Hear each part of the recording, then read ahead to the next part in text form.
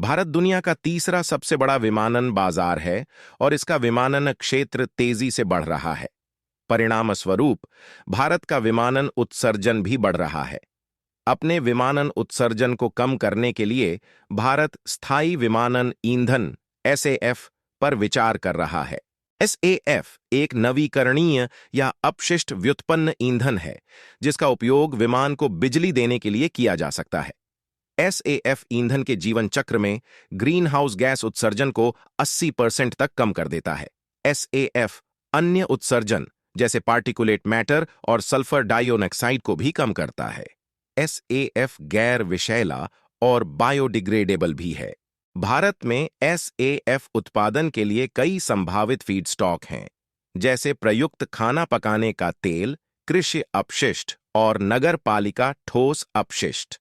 भारत में कई संभावित एसएएफ उत्पादक भी हैं, जैसे Indian oil corporation, Praj industries और लैंजाजेट। भारत सरकार एसएएफ के विकास और तैनाती में सहायक है। 2022 में भारत सरकार ने जैव ईंधन पर एक राष्ट्रीय नीति की घोषणा की, जिसमें 2030 तक 5% एसएएफ मिश्रण का लक्ष्य शामिल था। भारत सरकार ने एसएएफ विकास और तैनाती के लिए वित्तीय सहायता भी प्रदान की है। उदाहरण के लिए, भारत सरकार ने हरियाणा में इंडियन ऑयल कॉरपोरेशन की पानीपत रिफाइनरी में एक नई एसएएफ उत्पादन सुविधा के लिए धन उपलब्ध कराया है। कई भारतीय एयरलाइंस भी एसएएफ का उपयोग करने के लिए प्रतिबद्ध हैं। उदाहरण के लिए, विस्तारा और एयर एशिया इंडिया ने एसएएफ का उपयोग करके उड़ानें संचालित की हैं। विस्तारा ने एसएएफ को खरीदने के लिए लांजा जेट के साथ साझेदारी की भी घोषणा की है। भारत में एसएएफ को अपनाना अभी प्रारंभिक चरण में है, लेकिन एयरलाइंस, सरकारों और निवेशकों की ओर से एसएएफ में रुचि बढ़ रही है। एसएएफ को भारत के विमानन उद्योग के पर्यावरणीय प्रभाव को कम करने के लिए एक महत्वपूर्ण समाधान के रूप में देखा जाता है। भारत में एसएएफ को व्यापक रूप से अपनाने में कई चुनौतियां हैं। एक चुनौती एसएएफ की लागत है। एसएएफ वर्तमान में पारंपरिक जेट ईंधन से अधिक महंगा है। हालांकि उत्पादन बढ़ने के साथ एसएएफ की लागत कम होने की उम्मीद है। एक अन्य चुनौती एसएएफ की उपलब्धता है।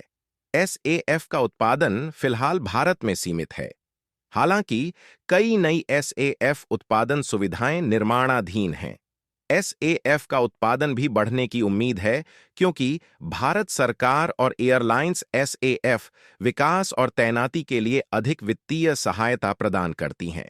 इन चुनौतियों के अलावा भारत में एसएएफ के लिए कई अवसर भी हैं। भारत में एसएएफ उत्पादन के लिए कई संभावित फीडस्टॉक हैं और भारत में कई संभावित एसएएफ उत्पादक हैं। भारत सरकार भी एसएएफ के विकास और तैनाती में सहायक है। भारत में एसएएफ का भविष्य उज्ज्वल है। एसएएफ को भारत के विमानन उद्योग के पर्यावरणीय प्रभाव को कम करने के लिए एक महत्वपूर्ण समाधान के रूप में देखा जाता है। भारत सरकार एसएएफ के विकास और तैनाती में सहायक है और कई भारतीय एयरलाइंस एसएएफ का उपयोग करने के लिए प्रतिबद्ध हैं। जैसे जैसे एसएएफ का उत्पादन बढ़ता है और एसएएफ की लागत कम होती है, एसएएफ का भारत में अधिक व्यापक रूप से उपयोग होने की उम्मीद है। उम्मीद है कि एसएएफ भारत को उसके शुद्ध शून्य कार्बन उत्सर्जन लक्ष्य हासिल करने में मदद करने में प्रमुख भूमिका निभाएगा। यहाँ कुछ चीजें दी गई हैं जो भारत सरकार और एयरलाइंस एसएएफ को अपनाने को बढ़ावा देने के लिए कर सकती हैं। भारत सरकार एसएएफ के विकास और तैनाती के लिए अधिक वित्तीय सहायता प्रदान कर सकती है। इसमें नई एसएएफ उत्पादन सुविधाओं के लिए वित्त पोषण और एसएएफ का उपयोग करने के लिए एयरलाइंस को सब्सिडी शामिल हो सकती है। भारत सरकार एसएएफ सम्मिश्रण को अनिवार्य कर सकती है। इसके लिए एयरलाइंस को अपने जेट ईंधन में एसएएफ का एक निश्चित प्रतिशत मिश्रण करने की आवश्यकता होगी। एयरलाइंस एसएएफ का उपयोग करने के लिए प्रतिबद्ध हो सकती हैं। इसमें SAF उपयोग के लिए लक्ष्य निर्धारित करना और भविष्य में SAF खरीदने के लिए समझौतों पर हस्ताक्षर करना शामिल हो सकता है। एयरलाइंस नई SAF उत्पादन सुविधाएं विकसित करने के लिए SAF उत्पादकों के साथ काम कर सकती हैं। इससे SAF की उपलब्धता बढ़ाने और SAF की लागत कम करने में मदद मिलेगी।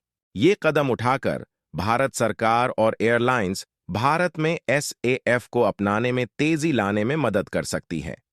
SAF में भारत के विमानन उद्योग के पर्यावरणीय प्रभाव को महत्वपूर्ण रूप से कम करने और भारत को अपने शुद्ध शून्य कार्बन उत्सर्जन लक्ष्यों को प्राप्त करने में मदद करने की क्षमता है। और अधिक जानकारी के लिए मेरे चैनल को सब्सक्राइब करें। मेरे अगले वीडियो की सूचना पाने के लिए बेल आइकन दबाएं। मेरा वीडियो देखने के लिए धन्यवाद और तहे दिल से शुक्रिया। मिलते हैं अगले वीडियो में। जय हिंद।